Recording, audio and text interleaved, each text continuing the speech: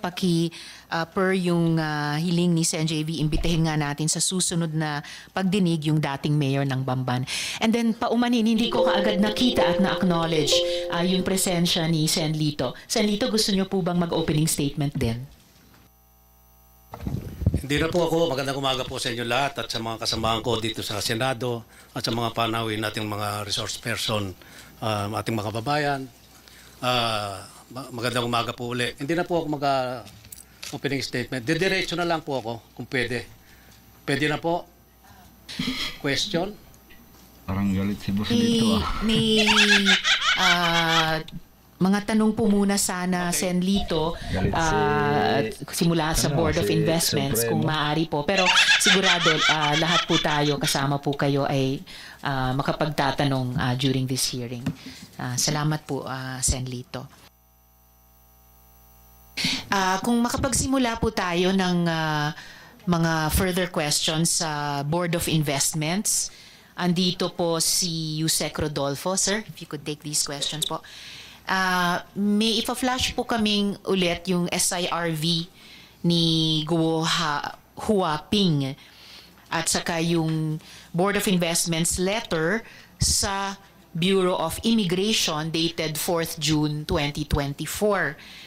Familiar po ba kayo sa mga dokumentong ito at pwede nyo po bang ipaliwanag yung... May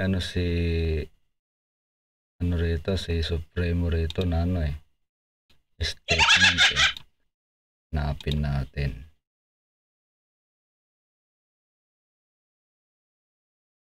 Yan si Senator Lito.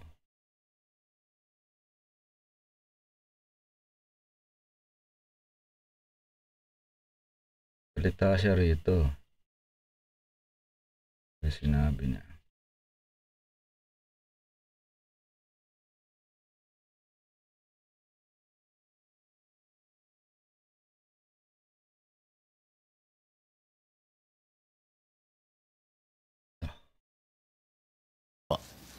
They can check on the LRA on the title of the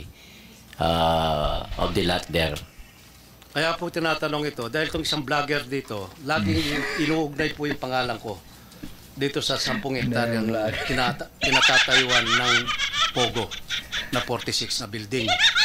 Ngayon ang tanong ko, sino yung vlogger yan, Senator? Masasabi mo ba sa kapuluan nito, sa hearing na ito,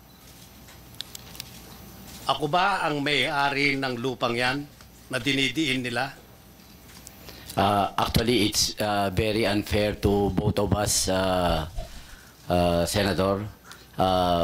Pati po ako sinasabi niya na ako ang may-ari at may 50 million na bahay po ako doon. I categorically deny that. Hindi po tayo ang may-ari ng lupa o doon po sa kinatatayuan ng Lucky South ng Pogo po. Hindi po kayo ang may-ari, Senador. Yun ang gusto kong malinawan po dito na ako, wala akong kinalaman dyan.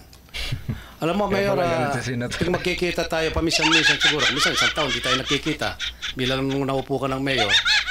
Minsan nakikita tayo ang mga intention mo sa Porac ay napakaganda. Thank you po. Nangangarap ka na maging city ang Porac after 5 years. Kaya nga sabi ni Presidente, ang pangarap mo ay pangarap ko rin dahil tiga Porac din ako. Ngayon, kasi po gusto kong patunayan dito sa hearing na ito, na po wala po akong kinalaman dito sa operasyon ng Pogo at hindi po nakapangalan ang lupang 10 hektarya dyan sa Pogong yan. Kaya po ako naghahamon dito. Kung ako napatunayan nilang kasali ako dyan, pwede ako mag-resign bilang senador. Dahil hindi ko po papayagan na masisira ang pangalan ko rito. 3 taon ako naging...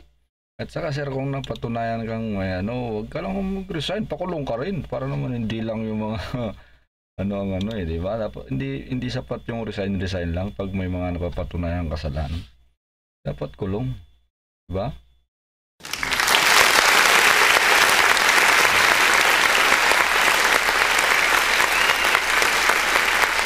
Palakpakan natin si Mr. Senator Lito Lapid.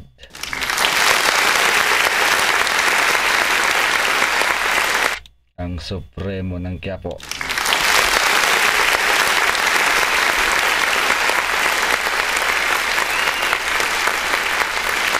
Mabuhay ka, Sir Lito. Senator Lito Lapid. Mabuhay po kayo. Vice Governor ng Pampanga, 3 terms akong Governor ng Pampanga, paging 3 terms na rin po ako bilang Senador dito sa pangkasalukuyan. Siguro magiging, kung mapapala rin din ako, sa 2025, Madam Chair, magiging port na ako dito, pero hindi ko sisirain ang pangalan ko rito. Tinataya ko po ang pangalan ko rito.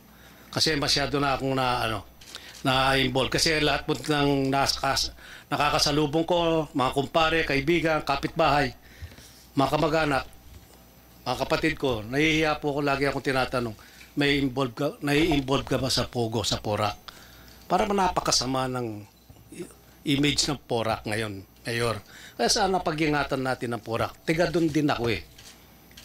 Minsan nga nasasabit pa nga pangalan ng dating gobernador na si Baby Pineda, ngayon Vice Governor siya. Alam ko, nag-hearing na kayo doon sa Kapitolyo sa probinsya. Opo. Tapos nasasagot, na-involve din dito si Presidente Gloria Macapagal Arroyo, protector din daw ng Pogo sa Porac. Yan, nag-involve Ngayon, na. sabi ko nga, sino mag-i-invest ngayon sa Porac? Ang sama-sama ng pangalan ng Porac ngayon.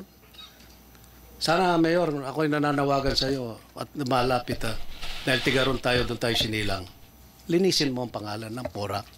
Kasi pag may nag-invest doon, nagtayo ng building, ang sasabihin nila kaagad, Pogo yan. Dahil Porac. Parang yung Bamban, Tarlac. Ganon din po, ang pangit ng imahe po ngayon ng dalawang bayan na ito. Tarlac at saka Porac. Magkatunog pa naman. Di ba? Pero karamihan ng Bamban, karamihan Kapampangan. Lalo na sa Porac.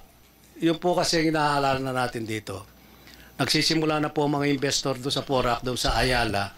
Doon na rin po yung Miriam College na magbubukas na. Ito, nakaluan po ng Pogo. Medyo sumasama po ang ating sumasama ang image natin, Mayor.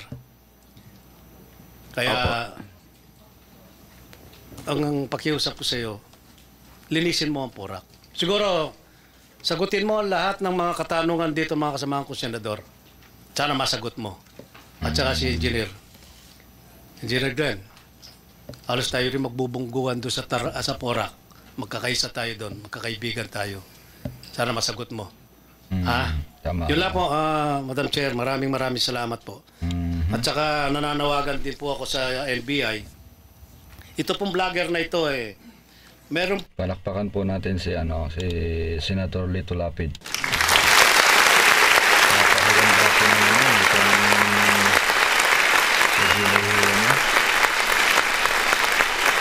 dapat naman talaga linisin mo. Kung may marinig ka sa alahod,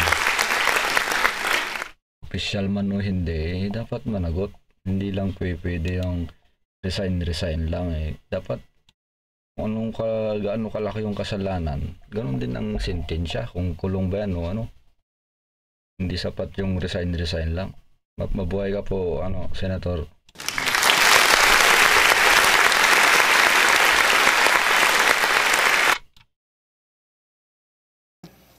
Kinakuha ko po itong record nito sa NBI. Siyam po ang kaso niyang libel. Sa siyam na ito, 6 po ang may warrant.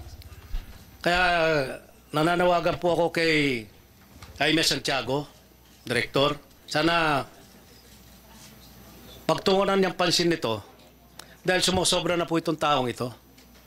Tira ng tira kahit walang alam, walang kasalanan. Tulad ko, wala akong alam dito. Tsaka bira po akong umattend ng mga hearing na ganito Kung di lang ako na-involved dito, siguro wala ako dito. Kaya pagpasensyaan nyo na po, kanina excited ako. Nadala po ako ng emotion. Madam Chair, maraming salamat po sa pagbibigay nyo ng panahon at sana maimbestiga ang tunay na may sala dito sa Porac Pogo. Marami pong salamat. Magandang hapon po sa inyo lang. Sino ba yung vlogger na yan? Ba't di mo pinangalanan, sir? At nang mabalasa na ng NBI. Ang dami na palang warrant Bakit nakakapag-vlog pa yan? Dapat yan iniimbestigahan na kaagad. Diba?